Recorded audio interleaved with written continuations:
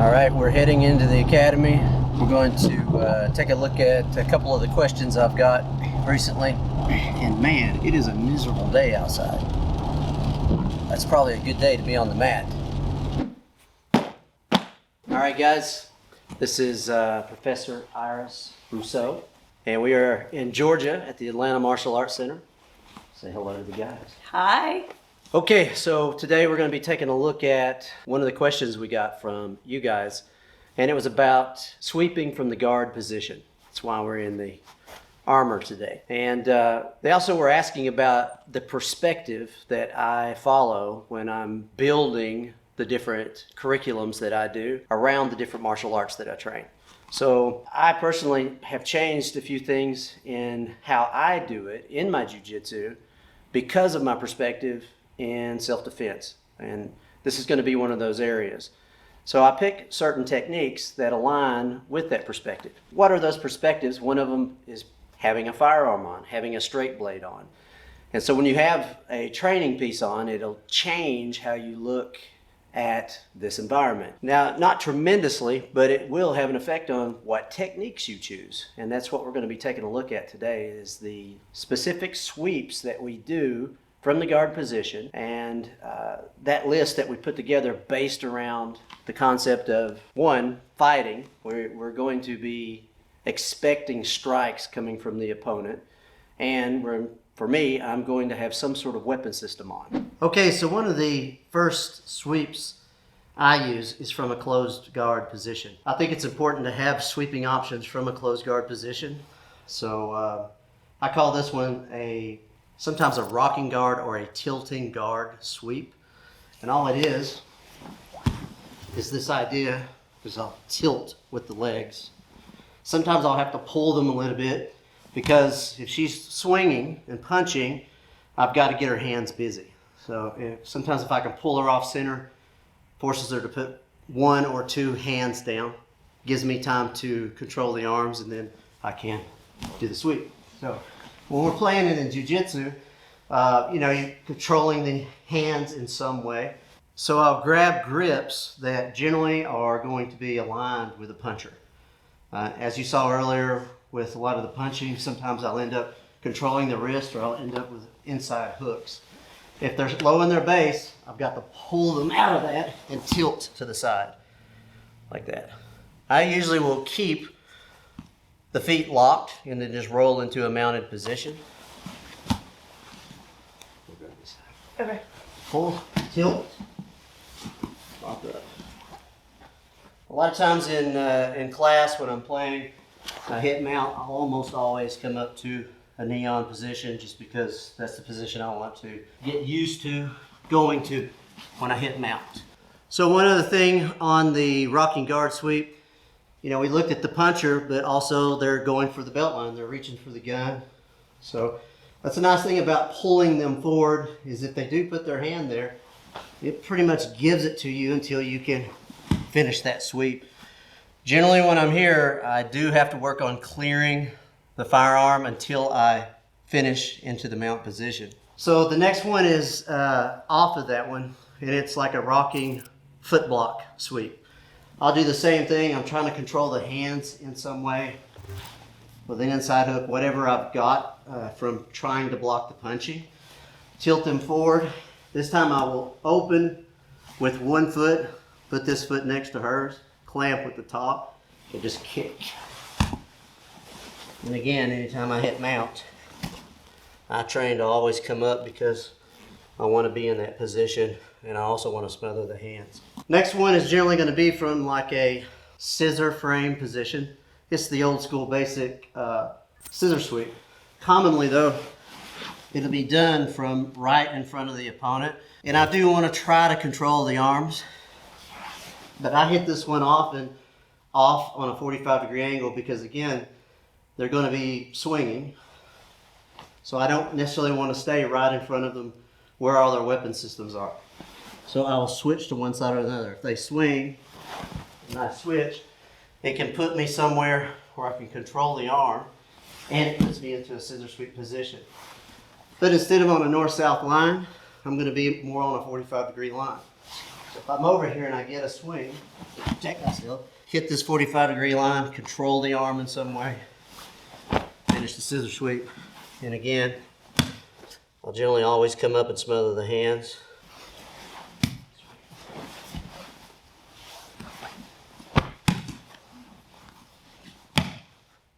We did a video on this type of movement a few weeks back. That's one of the reasons why I generally will end up off on that 45-degree angle.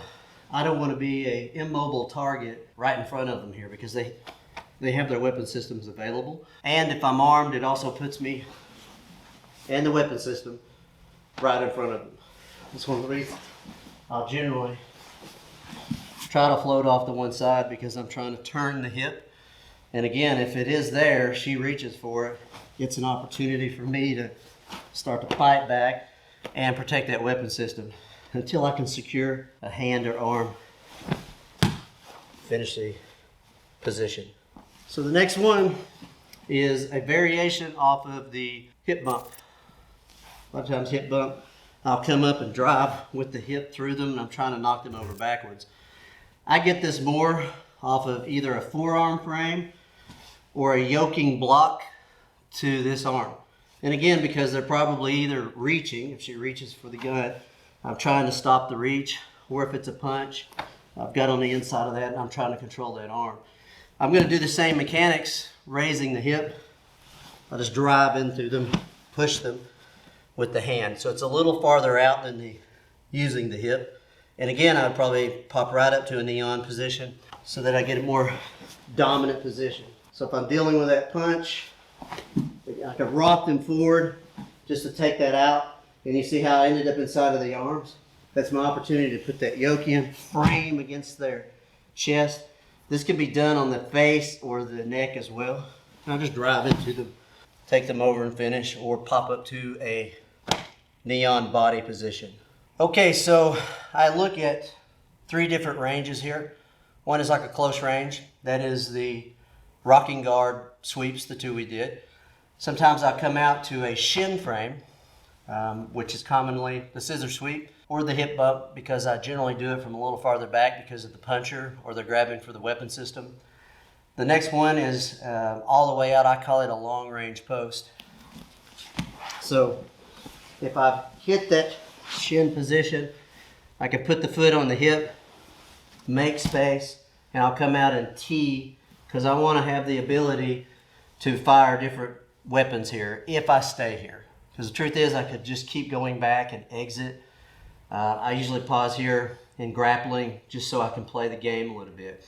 And again, if they're punching, it gives me space on that idea. If they're reaching for the weapon system, this is actually good because of space. If they reach, they give me the same grip or control. And then basic knee push, sweep. And I play this on both sides. I'll kick the other side out too and start to either move into a dominant position or I'll exit.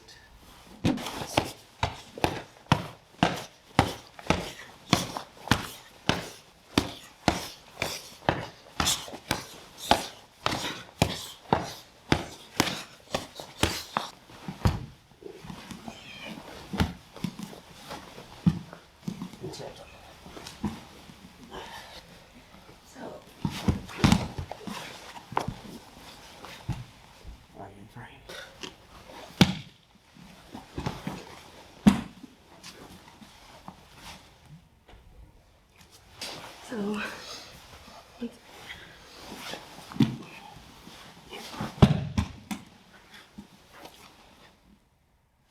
oh, hit the 45. All right, and then that's when I'm swinging and you're switching. Hey, that's it.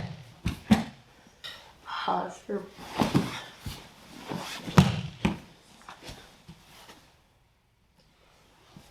Okay, so that's a little look at some of the techniques that we implement in Jiu-Jitsu with the mindset of self-defense. One of the important things is to have an environment of resistance. That's one of the great things about Jiu-Jitsu is it's got a really good environment of resistance. You get together, you roll, you test things out, and you really need that environment of resistance in, for me, every major area of the combat blueprint. Firearms, edged and blunt weaponry, striking, pummeling on your feet, hand fighting and pummeling, and then grappling. So you should have something and have an environment that you can go into and test things out. And those are generally going to come out of martial arts training. The thing is, you don't want to get overly systemized in how you do it. What I mean by that is sometimes the art will determine the environment. So it's just grappling to grapple, and we're looking for submissions. And sometimes you can get lost in that because you spend a lot of time in there. I mean, I know what we do on the mat. And, sometimes the ideas and principles might not correlate to your perspective of self-defense. So it's important to back up and take a 1,000-mile view and look at what your perspective is and decide how you can make adjustments inside that environment to change mechanics, techniques, and ideas based on what you do. An example of this is training with a gun kit on. We have training gun kits and straight blades that we'll wear commonly in the academy, and we'll grapple. And it changes a lot of things. I mean, you saw this. Mm-hmm. She's been training with me 20 years? 20-something years now. And when I started to do this, it's probably 17 years ago, my mechanics changed. I mean, how I did my bridging, how I did my shrimping, all of it had to change. And an example of this is in Jiu-Jitsu, sometimes we'll say, I am comfortable being flat on my back. And that's cool. In grappling, you want to get comfortable and as long as you can survive and wait for your partner to make a mistake. But when it comes to having a weapon system on, you cannot be comfortable. And sometimes when you want to be in a position where you can deliver destructive force, when we start adding striking into this game, flat on your back is not always a good thing. And for me, I found that out and I had to make those adjustments. So for me, it made me change my fundamentals. And then it made me change to different techniques. I had to adjust because some techniques would present the weapon system to you, and it would also present the opportunity to punch me in the face because it put me right back in front of you where all of your weapon systems were aimed at me. So I changed the techniques. So based on that now, when I go to Jiu-Jitsu and I'll grapple, I'll come to a regular Jiu-Jitsu class and grapple, but I'm doing those techniques, and most people don't even know. They just think, well, those are the techniques that Alan likes to do. Those are his favorite ones. And it doesn't matter, but I know what I'm training for. I know that all of these mechanics are going to translate into weapon systems. They're going to translate into striking. They potentially increase your ability to have better awareness. And that's important because how many thousands of times am I going to do those techniques now? Yeah. Yeah. I mean, we'll meet and we'll grapple for 2 or 3 hours on Mondays. Mm-hmm. And so during that time, you're under pressure and you're doing your techniques over and over again against a resisting opponent. That stuff gets ingrained into your nervous system. So based on that, I want to choose things that will fit my self-defense plan ultimately as well. Now, when you start to do this, obviously there's other environments that you can create, right? Because we'll get together and we'll say, hey, let's grapple. And the next question is usually what type of grappling? And so it's just old school grapple. And it's just grappling to grapple Jiu-Jitsu. Sometimes the answer is going to be, let's do some weaponry-based grappling. Right off when I say that, bump, slap, and it's going to be different. The mechanics change. What I have to protect changes. I mean, I'll commonly end up grappling with one arm during those matches because I've got to have a hand on the weapon system to protect it almost the whole time because now it's in the game. If you can pull that out and point it at me, that's a submission. And then for us, we've got another one that we've nicknamed full spectrum rolling, but it's basically vale tudo. Anything goes. So you could slap, bump, and do an eye jab, and that would have been an immediate tap. But since we know that game, right when we say that, before we start to play, that, right? Generally, everybody scoots back a little bit because they know range matters before engagement when we start doing that type of training. This mindset can carry over into all of your environmental training. When we're on our feet and we're kickboxing, and if we put a gun kit on and we start kickboxing, it changes things a little bit. I have to adjust a few things to protect the weapon system. There's certain ranges I may not move into. Same thing with the stick and knife fighting and sparring and force on force training. because generally on force on force, a double leg takedown doesn't happen too often. But we'll mix it in. You know, if we get the facility for it, then anything goes in there, not just use of the weapon system. All right, so one thing a lot too when weapons come into play, a lot of people focus, like if you're a jiu-jitsu guy, you focus on going for the submissions. So yeah, you try to control the arm, but you still want that arm bar, you still want that Americana, and you forget that they have another arm. And while you're trying to Americana that arm that has the gun or the knife, they just reach over, grab it, either, stab you in the side and continue. So a lot of times when you're playing that, you have to keep that in mind, that your submission game kind of goes out the window because your primary focus is that weapon. And you've seen a lot of that over the years since we've been doing this. Because for a long time, we were making these adjustments because she and I used to meet on Mondays for 2-3 hours. Yeah. She's part of being an employee at the academy for me was you had to train. In everything. Yeah. So, and I started making those adjustments, and I remember having this conversation with you. You just thought I was changing my techniques. And I started making more space. I didn't spend a lot of time under you trying to, if I didn't have pressure, I got out. And I made more space. I'd go to a long range post, mid-range post. Space becomes good with a weapon system on. And honestly, when you start putting striking in, you start looking at adding that game, you have to have a little bit of space in order to plug it in. We have a basket of carved up yoga bricks here at the academy, big bucket of them. And they're cut into different shapes, rocks, sharp objects. And this doesn't happen in the jiu-jitsu class too often, but we do this all the time in the CTAC program is I'll grab that bucket and just throw it out on the mat as the guys are grappling. So if that edged weapon rolls up and I can grab that and stick it in your ear, that's a submission. And one of the things this does is it makes them start looking. As that's one thing you can do when you're grappling is you get overly caught up with your optics on that one person. You don't really pay attention to anything else. And so if you know that the bucket of toys is going to come out while you're grappling today, everybody's looking for that. A rock may roll up, you'll grab that, bash them in the head. Well, that's a submission. Then one other environment that we'll take a look at is the multiple opponent environment. This is a popular topic lately, but we've always trained it. We've trained it for 17 years. It makes you do the same thing as when the toy box comes out, your optics, because you start looking. If I know that there is one or two of the guys walking around with a glove on or a shin guard on, and they're going to give it to me, if they're able to walk up to me without me even noticing it, here it comes. And that changes a lot of things. And we've looked at this before as passing guard.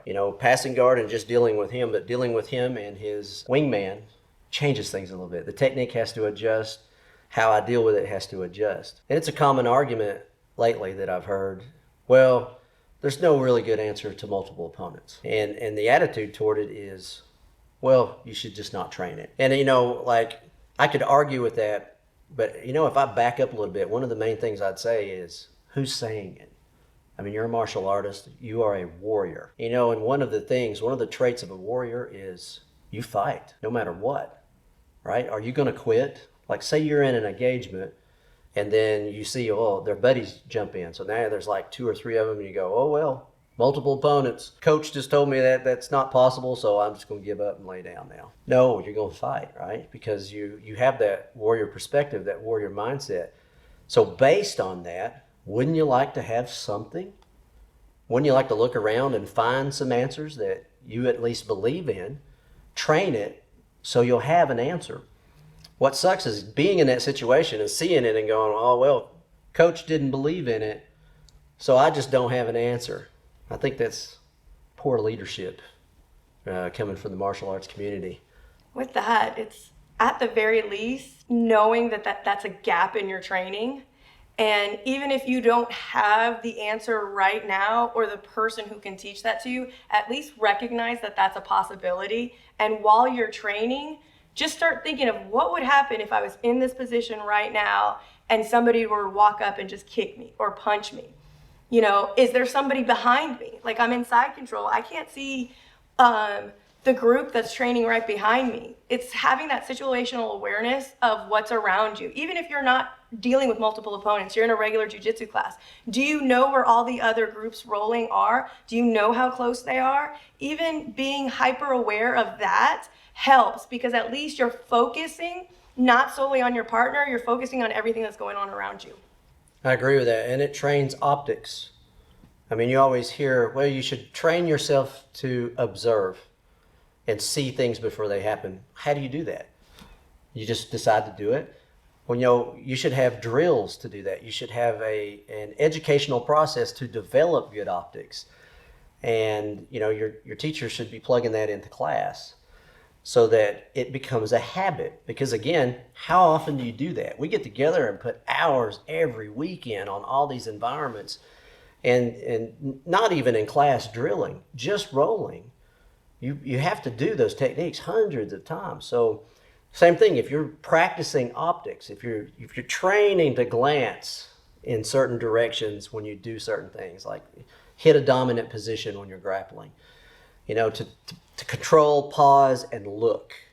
And that's usually when I'm walking around and I'm playing the black hand drill in class. I'm watching to see if you do that glance, and if you don't, I just walk over. And a lot of guys, I'll just tap them on the head, and they'll know, dang, I didn't look. But good. After a couple of years, they give you the bro nod because they see you coming. Well, that's the point, is that you've now trained your eyes to see. And we do that in the jiu-jitsu class too. Not so much the black hand, but we make sure that they're aware of their surroundings, and we're constantly yelling, situational awareness. That way they see everybody around them. At the very least, they don't understand why they're doing it, but they're now super focused on not having those blinders on of them and their partner. They own the entire mat. Awesome. Thanks, boss. All right, guys, if you like the material you're looking at today, be sure and like and subscribe. Give us a follow. Also, if you know someone that might benefit from this information, please share us with them as well. Also, a lot of this information is from the Civilian Tactical Program, and we have an online training academy specifically for this material on the main website. That main website will be in the description below. A lot of what we have been covering lately is from questions from you guys. So if you have questions, you can send them to me through the website, or you can comment in the sections below. We have someone that is going to check them out, and they will get them to us. Thanks for the pop in the lip. Yeah, my bad. It's okay. That's actually a good thing as far as... Yeah, I only feel like that bad. Yeah, I didn't think you felt too bad about it. No. Best part was punching the shit out of you. Oh yeah, I could tell you're enjoying it. Most people have a mean look on their face when they're punching me in the head, except for you and Jen. Why? It's so much fun. Oh, yeah. Seems to be. Everybody seems to enjoy that part. Well, because you're a button pusher, and you know all my buttons. Well, there's no lack of partners when it comes to punching me in the face. Yeah.